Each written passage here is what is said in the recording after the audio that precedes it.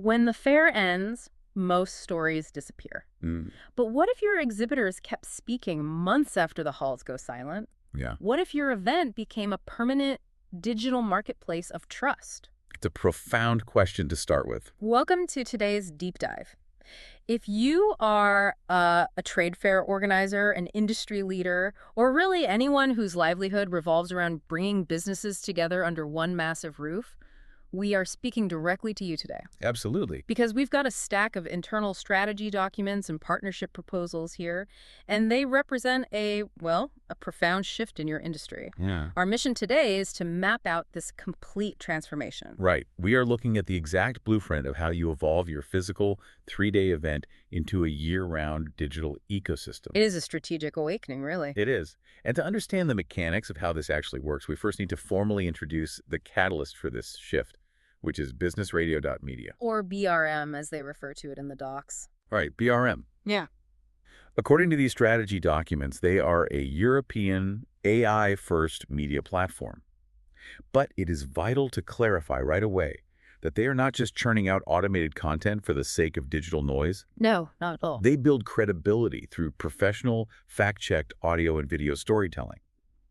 Their entire guiding philosophy, which is the lens through which we need to view this entire deep dive, is stated explicitly right here. And it says, we don't sell attention. We build trust one voice at a time. Exactly. Okay, let's unpack this, because that philosophy completely upends how we traditionally think about event marketing. Let's talk about the status quo for a moment. Oh, the exhaustion of day 3. Right. Anyone who has ever organized or even just attended a major trade fair knows that feeling.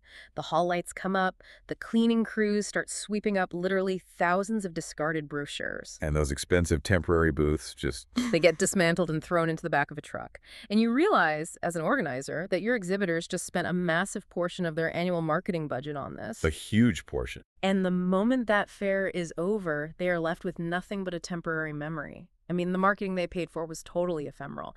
It just vanishes. That is the fundamental flaw the industry is wrestling with right now. What's fascinating here is how BRM approaches this problem. They are shifting the focus entirely toward creating what they call trust assets or lifetime digital assets. Right. Think about the modern B2B buying cycle. If an exhibitor is selling complex industrial machinery or enterprise software, those deals don't close on the floor of a convention center in 48 hours. No, of course not. The B2B purchasing cycle often takes 6 to 12 months of research, committee meetings, risk assessment. A 3-day physical booth is fundamentally misaligned with how modern purchasing actually happens. Exactly. To use a really simple analogy, the traditional trade fair model is a lot like renting a hotel room for a weekend. Okay. It's a fantastic space. While you're there, you can host people, you have a great time, but at the end of the weekend, you give the keys back and you don't keep the room. What BRM is doing is helping organizers build digital real estate for their clients. They are pouring a foundation that lasts. Precisely. They are building a reputation infrastructure. They capture the essence, the authority, and the credibility of these businesses in high-quality formats that actually endure. Mm-hmm. The strategy documents continually use the word evergreen. This content is designed to work for months or even years after the event has actually wrapped up. And for you, the organizer listening right now, this changes your entire value proposition. You are no longer just a landlord renting out square meterage on a convention center floor. Right. You are providing tangible, lasting value. You're giving them assets they can use to close deals long after they've packed up their displays. It moves the organizer from being a passive space provider to being a strategic partner in that exhibitor's long-term business growth. Yeah. But to really grasp the impact, we have to look at the specific tools BRM uses to execute this. Right. Let's get into the actual formats. Yeah. And we need to frame these carefully because the documents stress over and over that these are not just media products. They aren't cute social media posts. No. They are strategic tools. They are engineered specifically for closing B2B deals, for expanding into international export markets, and for driving serious investor talks. The first strategic tool is the video business card, specifically the long format, which runs about 6 to 8 minutes. It's described here as a cinematic, story-driven company narrative. It is not a dry corporate overview filmed on a webcam. It's a high-end production. And the structure is highly deliberate. It follows a very specific narrative arc designed to build a psychological bridge with a buyer. It moves from problem to solution to proof to values and ends with a clear next step. Makes sense. They start by establishing the market context and the specific problem the client's industry faces. Then they introduce the exhibitor solution. But they don't stop there. Then comes the critical part, which is the proof. The actual evidence. Exactly. They document the scaling, the compliance standards, the quality control, the case studies. After that, they highlight the company's values, and finally, a clear call to action. Because it is so comprehensive, it's ideal for those serious B2B deals and complex export discussions. The documents literally call it one film that explains everything. It's so efficient. Think about the efficiency of that. Instead of an exhibitor sending 10 tedious PowerPoint slides and scheduling 3 separate preliminary introductory meetings just to explain what they do, they send this one cinematic video. They enter the room already at the level of high-level business negotiations. Now, complementing that is the second tool, which is the video business card short format. This one is highly condensed, running about 2 minutes long. The high-trust trailer. Exactly. The short format is optimized for a very specific type of digital consumption. It is perfect for pinning to the top of a LinkedIn profile, using as the hero video on a company's main website, or for quick prospecting via direct messages or cold emails. It acts as the ultimate premium first impression. In about 120 seconds, the viewer understands exactly what the company does, who they do it for, and why they should be trusted. It feels premium, and more importantly, it feels verified. Video is great for that quick visual hook, and it's fantastic for making that premium first impression. But let's be realistic here. Okay. If I'm a procurement director looking to sign a multi-million euro export deal, a 2-minute video, no matter how cinematic, isn't enough to get me to sign on the dotted line. Where do these companies get the space to actually prove their deep technical expertise? Here's where it gets really interesting. That is exactly where the third format comes in. We move from the visual hook into a much deeper credibility layer, which is the audio business card, or the podcast feature, running about 15 to 20 minutes. Right. When you listen to a podcast, you are spending sustained time with someone's voice. It builds what BRM calls the human voice of the brand. And this is absolutely essential for complex industries that require explanation. If your exhibitors are in sectors like enterprise technology, ESG compliance, complex manufacturing, or international export, they need space to dive into the nuances of their know-how. They need to explain their qualitative advantages. But here's a massive detail from the sources that trade fair organizers really need to pay attention to.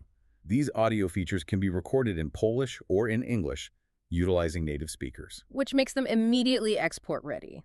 If an exhibitor from a regional market comes to your fair trying to break onto the global stage, they don't just leave with a stack of business cards. They leave your event with a professionally produced English-language audio asset that proves their international credibility.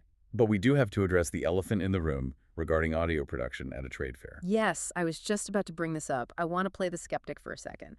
We have all been to these fairs. The ambient noise is deafening. It's chaotic. There are announcements over the PA system, thousands of people talking, machinery running. Recording a 20-minute podcast on a noisy convention center floor sounds like an absolute acoustic nightmare.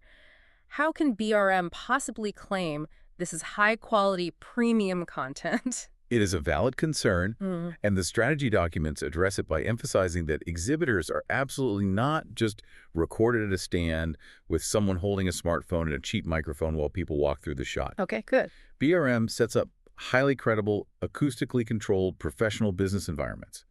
It is a studio-quality setup brought directly into the ecosystem of the fair. It ensures that the final asset sounds like it was recorded in a dedicated broadcasting studio, not a busy cafeteria. That makes a massive difference. So every single one of these formats, the long video, the short video, the audio feature, becomes a lifetime digital asset. They are reusable across sales pipelines, PR efforts, recruitment drives, and future partnership negotiations. Exactly. But creating a great asset is really only half the battle, right? Authority lives in distribution. That is a core tenet of these documents. You can have the most beautifully produced, deeply insightful 20-minute audio feature in the world, but if it just sits as an audio file on a thumb drive in an exhibitor's desk drawer, it is completely useless. Let's talk about where BusinessRadio.media actually publishes this content, because this is where the permanent digital marketplace of trust really takes shape. They publish across Spotify, Apple Podcasts, YouTube, LinkedIn, and they utilize RSS-based global podcast distribution. We should probably clarify what that last part means for anyone not deep in the tech world. RSS stands for really simple syndication. It is the underlying technology of podcasting. Right. What it means in practice is that BRM doesn't just manually upload a file to one website. They use an RSS feed that automatically and instantaneously pushes that audio asset out to virtually every single podcast app and directory on the planet simultaneously. Which means the exhibitor gains a truly searchable, shareable digital presence. Exactly. They are placed in highly credible business environments. And the direct result of this wide net distribution is that it significantly strengthens their SEO, their search engine optimization. Yeah. When a prospective buyer searches for that company's name or their specific solution 6 months after the trade fair, these high-quality, professionally titled assets rank on Google. It builds a permanent, long-term online footprint. It reinforces that reputation infrastructure we talked about earlier. Now, I want to circle back to a phrase you used right at the beginning. You mentioned BRM is an AI-first media platform, and the documents talk about AI-enhanced systems. We need to clarify this because in today's landscape, AI can sometimes be a red flag for cheap, automated robotic content. Does AI write the scripts? Does it hallucinate facts about the exhibitors? That is a critical distinction to make. The documents are very clear on where AI is used and where it absolutely is not. The AI does not write the story, and it does not conduct the interviews. The AI-enhanced systems are used to accelerate the production workflow. We are talking about utilizing AI for rapid, perfectly accurate transcriptions, for initial rough-cut leveling of audio files, and for analyzing the raw footage to pull out the most engaging 2-minute segments for the short videos. So it's about back-end efficiency. Precisely. It allows BRM to handle a massive volume of content generated at a trade fair without bottlenecking. But, and this is paramount, the strategy explicitly dictates that human editorial oversight is present at every single stage. Right. Real, expert human journalists and editors craft the narrative, conduct the interviews, and review the final products. The AI handles the heavy lifting of data processing while human editorial oversight protects the credibility. That balance of technology and human touch brings us to a layer of the strategy that I find incredibly compelling. It's the emotional and cultural foundation beneath all of this. It's not just a technological play, it is a deeply philosophical one. The strategy leans heavily into core European values. In a global digital landscape that is often obsessed with quick hits, viral trends, and algorithmic manipulation, BRM is deliberately planting its flag in a different kind of soil. Yeah. They emphasize responsibility, transparency, cross-border cooperation. They champion substance over slogans and credibility over virality. It is such a refreshing contrast. Think about it. B2B buyers don't make million-euro purchasing decisions based on a viral dance video. They make decisions based on risk assessment, reliability, and trust. By anchoring this content in values like transparency and substance, BRM is actively positioning itself and, by extension, the trade fairs they partner with as Europe's microphone for credible missions. And that brings us directly back to the organizer listening right now. We've talked about the theory, the formats, and the philosophy. Now we need to speak directly to your operational reality. Based on the partnership models outlined in these documents, integrating this BRM system into your trade fair creates 3 very specific, very powerful outcomes. Let's break those outcomes down. Outcome 1 is that your fair becomes innovation-led. By integrating this digital layer, you are no longer just a space provider. You elevate your entire operation. You become a curator of trusted European business voices. Absolutely. And because these high-quality branded assets are being distributed globally across Spotify, Apple, and YouTube, with your Trade Fairs Association, your event gains incredible international digital visibility. Your brand is permanently attached to their success. Outcome 2 focuses on the direct benefit to the companies you host. Your exhibitors gain export-ready tools. We touched on this, but it is the ultimate game changer for their ROI. They are walking away with professional English-language content. Right. They are receiving premium, trust-building materials perfectly designed for cold outreach. They finally have media assets they can send to global prospects instead of tired, outdated PowerPoint decks. Yeah. You are directly equipping them to win internationally. And then there is outcome 3, which speaks directly to the sustainability of your own business model. You unlock new revenue without extra burden. Let's look closely at the financial and partnership models they propose, because they are designed to be entirely frictionless for the organizer. The documents outline a few distinct options to fit different types of events. First, there is a revenue share model. In this scenario, BRM handles the sales directly to the exhibitors, and the organizer simply gets a percentage of every sale. There is zero financial investment or risk on your end. Then there is the VIP license model. Imagine you have 50 premium anchor tenants at your expo. You, as the organizer, can buy a bulk package of these BRM assets and offer them as exclusive premium benefits bundled into their top-tier booth pricing. You maintain full control over the distribution and the pricing strategy. And finally, there is a co-branding or white labeling model, where the content is branded jointly. This elevates the prestige of the fair itself, making the event the actual media brand hosting these critical industry conversations. But the real magic here is the operational side. As an organizer, your plate is already overflowing. The last thing you need is to manage a media production company. Exactly. With BRM, they handle all the production. As we discussed, their AI-enhanced systems accelerate the workflow, while human editorial oversight guarantees that the credibility and quality never slip. You get to add massive, tangible value to your event without adding an ounce of operational chaos to your team. As the documents state so clearly, the dynamic is simple. You give them the stage. We give them a voice that keeps working. I love that phrasing. You give them the stage, we give them a voice that keeps working. If we connect this to the bigger picture we've painted today, this fundamentally changes the definition of what a trade fair actually is in the modern era. I want you, the listener, to pause and really listen to this next sentence, because if you take nothing else away from this deep dive, this is the absolute core of the strategic awakening we are discussing today. Go ahead. A modern trade fair is not a 3-day event. It is a year-long digital trust engine with your brand at the center. Let that land. Year-long digital trust engine. So how do you actually begin this transition? The sources give us a few very clear next steps and practical applications. You don't have to overhaul your entire business model overnight. No, not at all. For instance, you could start by utilizing highlight stories. This is where BRM comes in and creates official documentary-style reports of the most interesting stands and innovations at your fair. It acts as high-end journalistic promotional material for the event itself, proving the concept to your board and your exhibitors. They also heavily propose pilot programs. You can run a pilot for an upcoming event to test the waters, see the workflow, and witness the value firsthand. BRM is ready to create dedicated, personalized offers tailored specifically to the unique scale and dynamics of your trade fair. And to take that next step, the documents indicate you can simply apply and start the conversation over at their website, www.BusinessRadio.media. As we look at the totality of these strategy documents, it becomes abundantly clear that this isn't just a sales pitch for a new video service. It is an invitation for a genuine partnership. But more than that, it's an invitation to an evolution. It's about moving your event beyond transactional relationships and space rentals. Let me leave you with these exact, incredibly strong strategic thoughts directly from the BRM strategy. Please do. If you want exhibitors who return, give them value that lasts. Right. If you want sponsors who upgrade, give them visibility that works. Exactly. If you want your fair to lead, don't just host stands. Host trusted voices.